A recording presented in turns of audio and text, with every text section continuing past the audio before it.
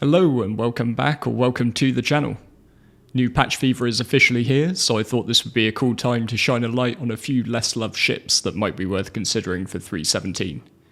This is just my personal top 6. The brilliant thing about this is that you'll have yours too, and they may be very different to mine, so just be sure to let me know what you'd include and why down in the comments. Just before we crack on, if you're new to the game and watching videos as you consider jumping in, just make sure you use a referral code when you create an account.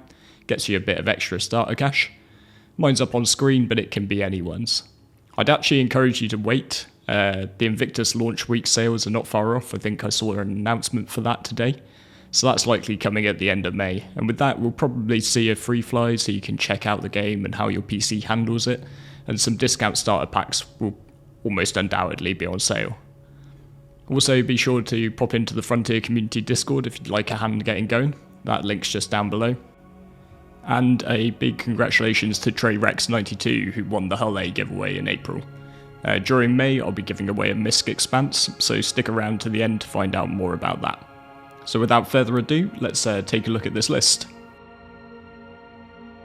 First up for me is the Origin M50. Usually Origin ships just aren't my thing. Maybe my personal idea of luxury is more burrito than caviar, so I'm a Drake fanboy through and through.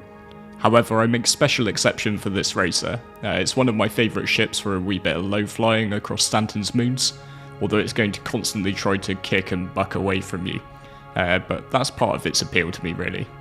And with its speed and manoeuvrability, it can arguably punch above its weight in combat. Where it really shines though is on the racetrack, so do consider building up a little bit of wreck by running Pirate or Vandal Swarm in Arena Commander. Then just rent one and take it for a trip around Old Vanderbilt. I know a few of you are already in love with the RSI Mantis, and I'll admit that its niche is usually found in the unlawful side of Stanton. But this one is worth a look for you good guys as well. If you've ever had that problem where you're trying to do a PvP bounty and it becomes a bit of a game of ping pong as you chase a criminal making increasingly erratic QT jumps between OM point after OM point.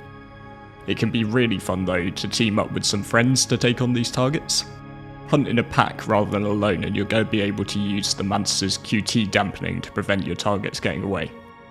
It's a bit of a combat slouch though, only 2 size 3 weapon hardpoints, so unless you're feeling very confident in your abilities you'll probably want that backup to secure the kill.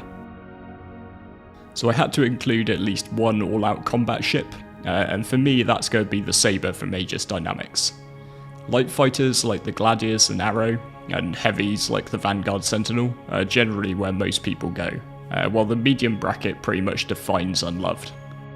So I'll be completely honest, the Sabre's unlikely to hold up very well in PvP, particularly if you're well matched against your opposite number, and they happen to be picking something a bit more meta. But the Sabre's just a great ship to grind out PvE bounties in. While it's not as agile as a light fighter, it can take a few more hits, and you get that extra size 3 weapon versus something like a Gladius. Enough of all this pew pew nonsense now, time for a couple for the more industrially minded folks out there. And to start with, we're going back to the beginning for me really. The Freelancer MAX was one of the first ships that I bought in game after getting my Prospector license. So with 120 SCU, it's just perfect for hauling the spoils of mining runs. But where I find the most joy in it really is cruising the verse doing a bit of light trading.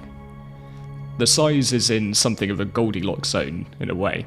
It's small enough to take advantage of trade locations that the larger bulk ships ignore, but it's got enough space to make that a reasonable paycheck still. So the Max is my go-to for running higher value commodities like Laranite. But if you do want to go bigger, why not try a Drake Caterpillar? The Humble Cat has lost some of its allure with the introduction of the Hercules C2 from Crusader. Quite simply, if you're in the bigger is better camp, then the C2's 696 SCU outpaces the Caterpillar's 576. But if you want to be a space trucker and really feel like you're driving the SC equivalent of a big rig, then for me nothing beats the Cat. There's also a big advantage to it that it's much harder to tip, so if you want to land on some of the moons like those around Microtech like Calliope, where the storms can get pretty fierce, you're not going to run the risk of coming back from the trade terminal to find that your ship's on its side or its roof. Something which I did experience with the Hercules a few times during the last Ninetales event. And finally, towards the top end of the cost range for this list is the MISC Starfarer. For the longest time, this ship has just been a glorified FPS level, and admittedly the layout to it hasn't got any better. But now with refueling in the game, as of 3.17, this ship actually has a purpose. And I for one do actually love how this ship flies, which is to say fairly poorly. One thing that I feel Star Cit's just got right is the flight model for industrial ships. So we spend an awful lot of time talking about the flight model in the context of combat, but not so much when it comes to the other side of the fence. However, while flight skill is incredibly important when you're zipping around in a fighter, it's also going to be massive when it comes to piloting these large ships through precision processes like refueling or mining.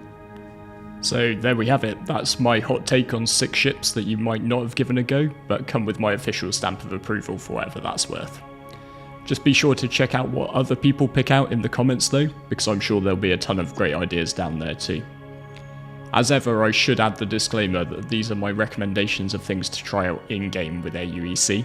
They're not my recommendations on how to spend your dollars, euros, yen, etc. Because you have to twist my arm pretty hard to get me to say something beyond buying a starter pack for $45. If you did enjoy the video and you think I've earned it, then please consider dropping a like and hitting subscribe. It really helps me out.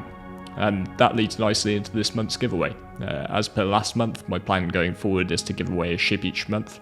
And for May 2022, we've got a MISC Expanse, the new solo refinery concept ship. Unfortunately, it doesn't come with any of the paints, officially because I think MISC ships look best in bare metal, unofficially because I'm a cheapskate. All you have to do to enter is drop a comment on any of the videos that come out this month. You can enter once per video, but don't let that stop us having a chat. And with all that said, thank you very much for watching all the way to the end, and I look forward to seeing you next time.